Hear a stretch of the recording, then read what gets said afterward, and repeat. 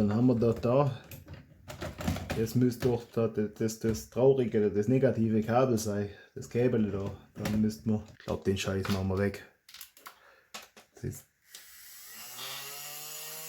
Dann ist gar kein elektrisches Problem, dann ist ein mechanisches Problem.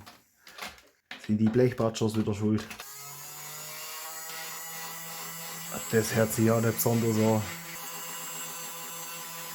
Also ich denke, das braucht langfristig auch ein bisschen mehr Power. Alles braucht mehr Power. Okay, das ist seltsam. Jetzt wo ich es zusammengebaut habe, jetzt mag es wieder nicht.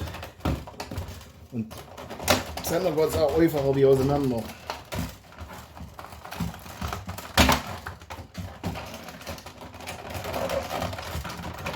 Gut, die Firma hat sich wahrscheinlich auch mehr Gedanken gemacht, das Ding zusammenzukriegen und zu produzieren, wie das wieder auseinander zu kriegen. Und das Beste wird man dann wieder mal nicht gedacht.